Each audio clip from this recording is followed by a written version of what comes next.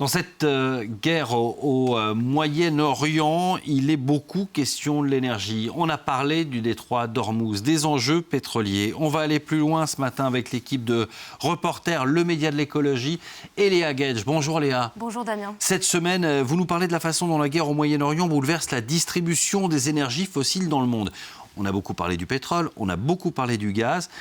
Mais le charbon est aussi concerné. Et oui, depuis le début de l'offensive des États-Unis et d'Israël sur l'Iran et la paralysie, vous en avez parlé, du détroit d'Ormuz, effectivement, on parle beaucoup des variations des cours du pétrole, du gaz, mais on parle moins, et pourtant ça arrive, c'est plus étonnant.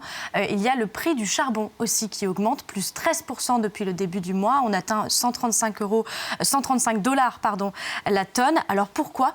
Eh bien parce que face à la flambée des prix, face au risque de pénurie de gaz, les producteurs d'électricité européens, asiatiques, se rabattent sur le charbon, qui est, on le rappelle, l'un des principaux contributeurs aux émissions de gaz à effet de serre mondiales.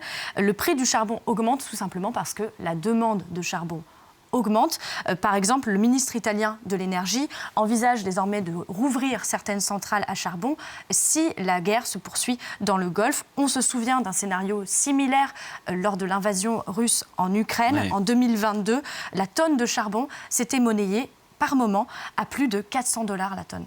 Donc avec la guerre en Ukraine, puis avec la guerre au Moyen-Orient, les pays réorganisent leur approvisionnement en énergie fossile. Oui, par exemple, la Chine, qui pourrait être particulièrement impactée par cette guerre, puisqu'elle importe environ 80% du pétrole exporté par l'Iran, et puis elle importe aussi une partie de son gaz depuis le Qatar, les Émirats arabes unis, des importations qui doivent pour la plupart passer par le détroit d'Ormuz, vous le disiez. Alors, pour sécuriser ces approvisionnements, la Chine prévoit d'accélérer la construction de gazoducs avec la Russie. Et puis de son côté, le ministre canadien de l'énergie et des ressources naturelles dit avoir reçu des appels de pays occidentaux qui cherchent en fait à sécuriser leurs ressources en énergie fossile, à y trouver une nouvelle source de pétrole et de gaz. Alors, on pourrait pourtant croire que dans cette crise, le chaos généré par les guerres sur la distribution des énergies, l'approvisionnement en énergie fossile, les pays se tourneraient peut-être vers les énergies renouvelables, par exemple. Mais en fait, ce n'est pas du tout ce qu'on observe, c'est tout le contraire qui se produit dans une grande partie du monde. On observe plutôt des pays qui s'engagent dans une quête assez effrénée pour trouver des nouvelles sources d'énergie fossile et une sorte de panique générale autour des prix de ces énergies. Les États-Unis, par exemple, viennent de lever partiellement les sanctions sur le pétrole russe pour espérer augmenter l'offre et donc faire baisser les prix. Et puis, il y a quelque chose dont on ne parle plus du tout, c'est la perspective de la sobriété, d'une baisse de la consommation d'énergie qui est complètement passée à la trappe, cette perspective-là. C'est ce dont parle notre journaliste Hortense Chauvin. On se souvient de ce discours de la sobriété pour la souveraineté énergétique qui avait émergé en Europe au moment justement de l'invasion russe en Ukraine. Mais finalement, on a observé que les pays européens se sont plutôt tournés vers plus d'importation de gaz naturel liquéfié, donc un gaz fossile, majoritairement depuis les États-Unis, en remplacement du gaz russe.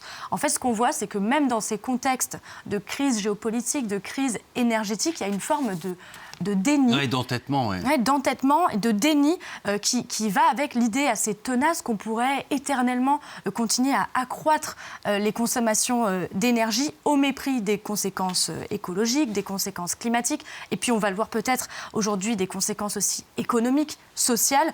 C'est ce qu'on observe pour accompagner en fait cette croissance de toujours plus de consommation d'énergie. L'extraction d'énergie fossile aujourd'hui dans le monde continue se poursuit encore de façon effrénée. Et quand il y a des énergies renouvelables, très souvent, elles viennent plutôt s'additionner aux énergies fossiles plutôt que de les remplacer. Alors pourtant, dans ces situations de crise qui montrent la vulnérabilité, la dépendance des économies aux énergies fossiles, un professeur de sciences politiques qui est interviewé dans cet article nous dit que peut-être la vraie question, ce serait est-ce qu'on a finalement besoin d'autant d'énergie ? Dites ça au moment où on construit des data centers partout. C'est à retrouver dans Reporters cette semaine, mais pas que. Vous vous intéressez aussi à la Côte d'Ivoire. On avait beaucoup parlé de l'explosion des prix du cacao ces dernières années. Et maintenant, le secteur fait face à une crise, la chute des cours. Oui, effectivement. Et puis en Côte d'Ivoire, le premier pays producteur mondial de cacao, depuis plusieurs mois, en fait, ce qui se passe, c'est qu'il y a des centaines de milliers de tonnes de cacao qui sont immobilisées dans des camions, dans des entrepôts, faute en fait de commercialisation. En cause, alors il y a aussi une régulation défaillante du montant payé aux producteurs. Il y a effectivement la chute des cours mondiaux de cacao, et puis il y a aussi un afflux de fèves en provenance de pays voisins sur le marché ivoirien. Notre journaliste Fanny Pigeot rentre dans le détail en fait de ces phénomènes, et elle rappelle aussi que seulement 6% environ du prix payé par le consommateur sur un produit à base de cacao revient en fait aux planteurs. En parallèle de cette crise économique, il faut aussi le rappeler, les producteurs de cacao font aussi face à des enjeux écologiques, à des enjeux climatiques, notamment liés à l'extension des plantations qui a provoqué une déforestation. Et cette disparition du couvert forestier, elle a aussi un impact en termes d'appauvrissement des sols et donc de rendement des cultures. Et puis sans compter aussi les impacts du changement climatique sur les cultures. Reportage à lire donc sur reporter.net, reporter TE2RE à la fin. Merci beaucoup Damien. Léa Gage, et rendez-vous la semaine prochaine.